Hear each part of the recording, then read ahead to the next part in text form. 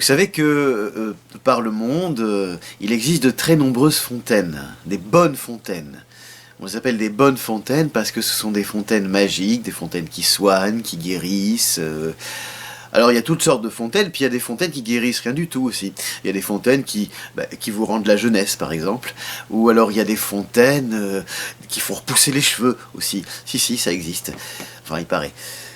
Mais la fontaine dont je vais vous parler aujourd'hui, vous la connaissez peut-être, c'est la fontaine Saint-Gaucher.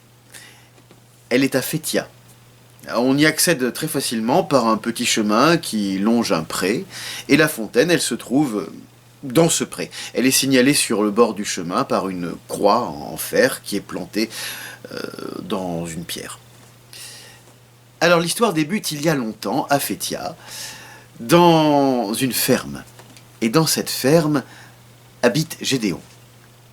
Alors Gédéon, c'est un jeune garçon. Un jeune garçon qui est très gentil, très serviable. Il a très bon cœur, mais c'est un rêveur. Alors, je dis mais comme si c'était forcément un défaut, ce qui n'est pas le cas. C'est un rêveur et c'est très bien. Il passe son temps à regarder les nuages. Ce qu'il adore par-dessus tout, sa véritable passion, c'est être allongé comme ça sur le dos dans l'herbe et regarder les nuages, regarder les formes bizarres que les nuages font dans le ciel. Des formes d'animaux, des visages, des objets mystérieux. Ah, il y passe des heures. Et Gédéon, je vous l'ai pas dit, mais il habite avec sa maman dans la ferme. Alors sa maman, de temps en temps, elle va le secouer un petit peu. Elle lui dit, Gédéon, regarde, j'ai été encore à regarder les nuages, mais pendant ce temps-là, qui c'est qui fait tout le travail? C'est moi. Et dans une ferme, il y a du travail à faire, vous le savez. Alors bon, Gédéon, comme il est très gentil, il va aider sa maman. Et voilà qu'un jour, sa maman, elle tombe malade. Alors elle demande à Gédéon, mon petit Gédéon, est-ce que tu peux faire quelque chose pour moi? Est-ce que tu peux aller à la fontaine Saint-Gaucher, me rapporter un peu de son eau? Parce qu'il paraît que son eau peut soigner les maladies. Gédéon, il dit, oui, je peux faire ça pour toi, maman. Alors Gédéon, il va chercher son vieux sac en toile usée. Dedans, il met une petite bouteille pour apporter de l'eau. Il met un petit morceau de pain aussi pour la route. Et le voilà qui part sur le chemin, sur la route. Alors il marche. Bien sûr, il regarde un peu les nuages. Parce que en marchant, on peut quand même regarder les nuages. Alors il regarde les nuages et puis vers le milieu du chemin, il fait une petite pause. La ferme, elle est un peu éloignée de la fontaine Saint-Gaucher, alors faut bien se reposer un petit peu. Gédéon s'assoit sur le bord de la route et tout en regardant les nuages, il plonge sa main dans son sac pour prendre le petit morceau de pain et il l'approche de sa bouche. Et au moment où il va mordre dedans, il entend un Miaou. Tiens. D'ordinaire, un animal qui fait Miaou, c'est un chat. Alors Gédéon s'attend à voir un chat. Et là, à ses pieds, il a un animal bizarre. On ne peut pas dire qu'il ressemble vraiment à un chat, puisque c'est une boule de poils en fait. Et une grosse boule de poils hirsute. Il y a des poils partout, dans tous les sens. Il est vraiment mal coiffé. Alors peut-être que sous ces poils, il y a en effet, effectivement, un chat, mais c'est difficile de le savoir. Alors ce chat, on va quand même l'appeler chat, puisqu'il n'y a pas d'autre mot pour l'instant. Ce chat, donc, vient se frotter aux jambes de Gédéon. Gédéon, ça ne le rassure pas beaucoup d'avoir ce chat qui se frotte à ses jambes. Et surtout, le chat, il regarde vers le morceau de pain de Gédéon. Enfin, il regarde. C'est difficile de dire qu'il regarde, parce que dans la masse de poils, on ne voit pas très bien ses yeux. S'il a des yeux quelque part, on ne voit pas très bien où est la tête, où est la queue. Enfin bon, Et Gédéon, quand il voit que cet étrange animal regarde son morceau de pain, il est encore moins rassuré. Alors Gédéon, il essaie de repousser l'animal avec sa jambe comme ça, mais tu vas me lâcher, oui. Et puis finalement, il remet son morceau de pain dans son sac et il s'enfuit à toutes jambes sur la route. Il court, il se retourne. Le chat n'a pas l'air de le suivre. Alors il continue son chemin, et il finit par arriver sur le chemin de la fontaine Saint-Gaucher, le chemin qui longe le pré. Et là, il est content, parce qu'enfin il est arrivé au but de son voyage. Il respire et il entend une petite musique, une toute petite musique, qui vient de la direction opposée à la fontaine Saint-Gaucher. Ah, c'est une musique qui vient de par là-bas. On dirait qu'elle vient d'un petit bois un peu sombre. Gédéon, il dit, bon allez, je peux bien faire un petit détour vers le petit bois, juste 5 minutes, pas plus. 5 minutes, je vais voir d'où vient cette musique, parce qu'elle est belle, cette musique. Je vais voir, et puis après je reviens à la fontaine, c'est simple. Alors Gédéon, il se dirige vers la musique, vers le petit bois. C'est une musique ensorcelante, vous l'entendriez. C'est mélodieux, c'est aérien, c'est cotonneux comme les nuages qui passent dans le ciel. C'est une musique qui forme des images, des objets comme les nuages. Et Gédéon, il arrive devant le petit bois, et il entre dans le petit bois, et il disparaît. Et puis il se réveille dans son lit. C'était un rêve. Tout ça n'était qu'un rêve.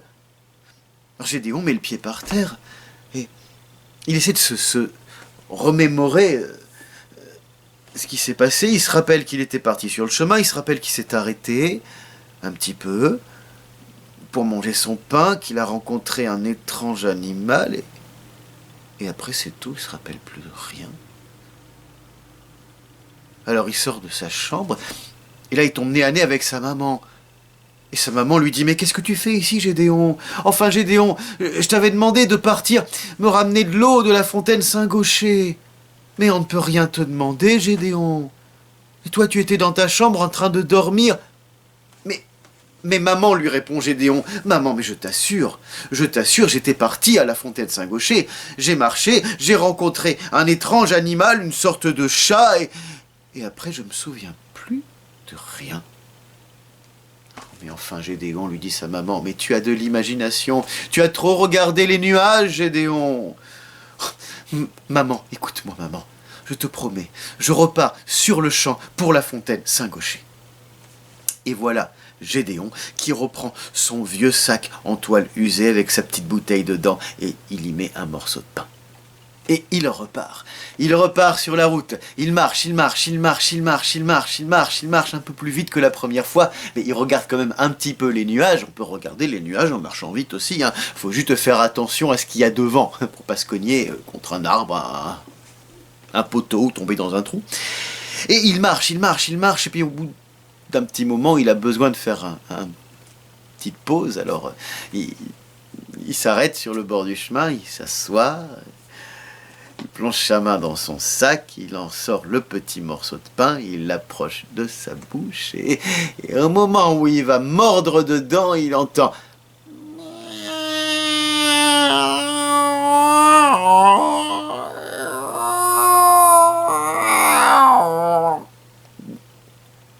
Alors bon, je vous l'accorde, c'est un miaou un peu bizarre. On dirait presque que le chat s'est coincé la queue dans une porte. En fait, c'est assez bizarre. Et Gédéon, tout de suite, il baisse la tête et il voit l'animal, là. L'animal encore plus hirsute que la première fois. Il a des poils tout hérissés, comme des piquants, on dirait un hérisson. Il est encore plus mal peigné. Il est très sale aussi. Puis il sera pas très bon. Puis il vient se frotter encore aux jambes de Gédéon. Et là, Gédéon, il dit non. Et puis le chat, il regarde son morceau de pain. Et Gédéon, non, il a pas du tout envie de ça. Il a pas du tout envie de donner son morceau de pain Ah mais il le remet dans son sac et il s'en va, il s'en va, il s'en va, il s'en va, il s'en va et il se retourne et... Ouf, le chat ne le suit pas, tant mieux. Et voilà Gédéon qui arrive une fois de plus sur le chemin de la fontaine Saint-Gaucher. Et là, il entend à nouveau la musique. Enfin, il l'entend pour la première fois, parce que Gédéon, il ne se rappelle pas du tout qu'il avait entendu la musique la première fois, puisqu'il avait tout oublié, jusqu'au chat. Et puis, il se dit, allez, je peux faire 5 petites minutes, un petit détour par le bois, et il se dirige vers le bois, il rentre dans le bois, et il disparaît. Alors oui, il disparaît aux yeux d'un promeneur qui se serait trouvé là, sur le chemin, mais nous, nous, on va le suivre, Gédéon. On va aller voir ce qui se passe dans ce bois.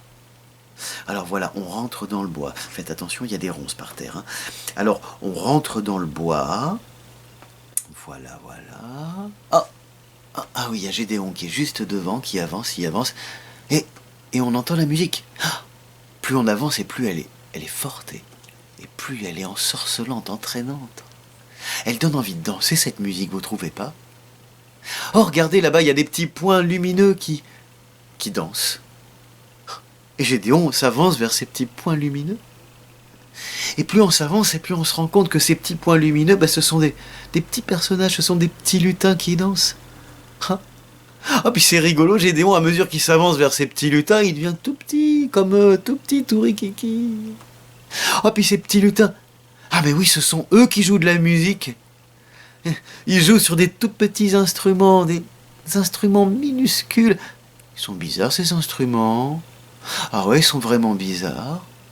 On dirait qu'ils sont faits de morceaux de bois tressés, comme les paniers en osier. Mais c'est ça, ce sont des instruments en vannerie. Des instruments minuscules en vannerie. Ça, c'est rigolo, ça, quand même. Et voilà Gédéon qui danse avec les petits personnages. Il danse, comme il a l'air heureux, Gédéon. Il a complètement oublié la fontaine Saint-Gaucher. Il est complètement dans la danse. On va peut-être le laisser danser. Hein. On va le laisser tranquille. On va reculer sur la pointe des pieds, on va sortir du bois. Et on va le laisser. Et Gédéon, il a dansé. On ne sait pas combien de temps il a dansé, lui-même ne le sait pas, puisque il s'est réveillé dans son lit. Sans aucun souvenir du petit bois, des petits personnages et de la musique. Il se rappelait juste le chat. Et c'est tout. Alors il s'est levé. Il se sentait quand même un peu bizarre. Il est sorti de sa chambre et il est tombé nez à nez sur sa maman. « Mais Gédéon, mais ça fait la 2e fois! Mais tu m'avais dit que tu repartais vers la fontaine Saint-Gaucher et tu es encore là, mais qu'est-ce que tu faisais dans ta chambre? T'étais en train de dormir encore. Maman, je te jure, je ne sais pas ce qui se passe. Mais écoute, je repars sur le champ pour la fontaine Saint-Gaucher. Et cette fois, je vais jusqu'au bout, je t'assure. Je ne comprends vraiment pas ce qui se passe. Gédéon, il a repris son petit sac en toile tout usé. Il a vérifié que la bouteille était bien dedans. Hein. Il a vérifié que le morceau de pain y était aussi. Et puis il est reparti. Il a marché très vite sans regarder les nuages. Et puis, au bout d'un moment, il a quand même fait une petite pause, mais une toute petite pause, minuscule, rikiki, toute petite. Hein. Il s'est assis sur le bord du chemin, il a regardé les nuages très rapidement, hein. Il a plongé sa main dans son sac un tout petit peu, il a sorti un tout petit peu sa main du sac avec le pain, le tout petit morceau de pain, il a un tout petit peu approché le morceau de pain de sa bouche, il a commencé un tout petit peu à mordre dedans, et là, il a entendu, et pas qu'un tout petit peu, il a entendu...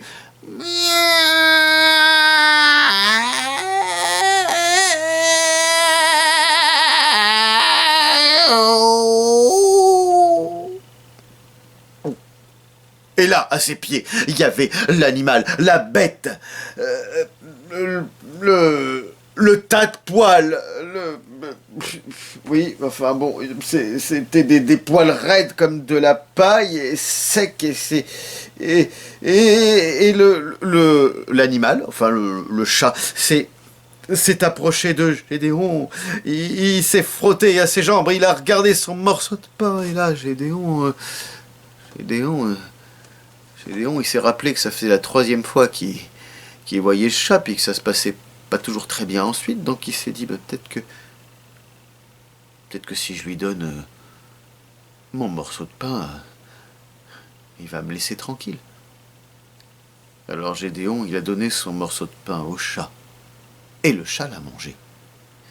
Et une fois que le chat a mangé le morceau de pain, il y a dit « Merci ». Ah oui, c'était un chat qui parlait. Ah, Gédéon n'a pas eu le temps d'être surpris très longtemps parce que le chat a tout de suite enchaîné. « Merci. Merci de m'avoir donné à manger, c'est très gentil, tu sais. Ah, et tiens, pour te remercier, je vais te faire un cadeau. Alors, regarde. » Le chat a plongé sa patte, enfin, sa patte, c'était difficile de voir sa patte véritablement, mais on imagine qu'il a dû plonger sa patte sous le tas de poils, et il en a ressorti 2 petits bouchons, tout petits bouchons en liège, minuscules. Il les a donnés à Gédéon. Il a dit, tiens, voilà ton cadeau. Gédéon a remercié le chat, il a mis les 2 petits bouchons dans son sac et il est reparti. Il est reparti en marchant un petit peu vite, mais pas trop. Il était quand même un peu rassuré. Et le chat, le voyant partir, lui a fait signe comme ça. Il lui a dit allez, et encore merci. Hein, et pour te remercier encore un peu plus, je vais te faire un 2e cadeau. Je vais te chanter une chanson. Et le chat s'est mis à chanter. Alors je ne sais pas si vous avez déjà entendu chanter un chat, mais alors celui-là chantait particulièrement faux. C'était strident, c'était lugubre, c'était horrible. Gédéon a essayé de se boucher les oreilles comme ça, mais impossible, impossible. Le chant emplissait tout l'espace, il rentrait par ses oreilles, il restait dans sa tête, il emplissait tout son corps. Gédéon s'est mis à courir, il a regardé derrière lui, mais non, le chat ne le suivait pas, pourtant il avait l'impression que le chat était juste derrière lui, et chantait à tue-tête, sur ses pas. Alors Gédéon a couru, et puis, d'un seul coup, il s'est rappelé le cadeau du chat. Alors il a plongé ses mains dans son sac, il a sorti les 2 petits bouchons, il les a mis dans ses oreilles, comme ça, et... Miracle, le silence s'est fait. Il n'a plus rien entendu.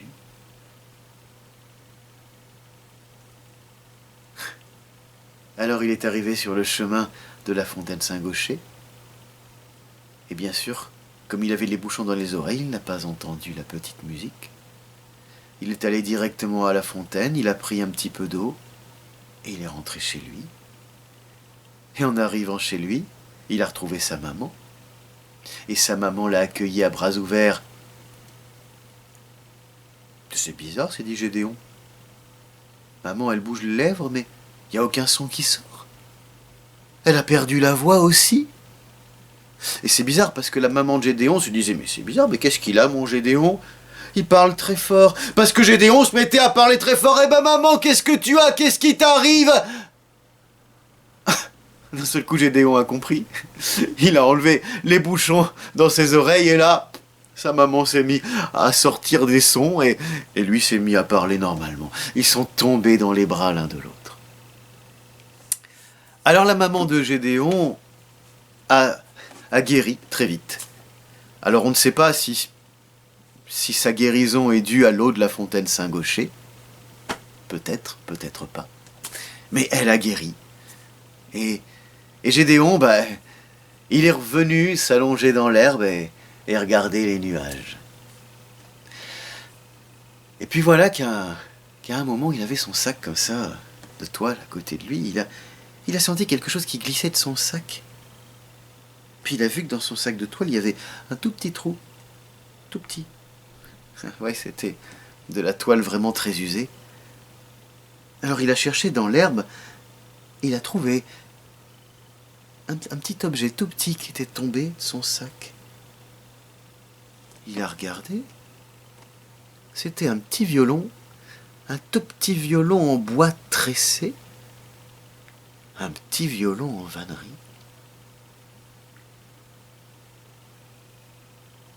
Alors Gédéon, il a réfléchi un instant, il a regardé à nouveau ce petit violon,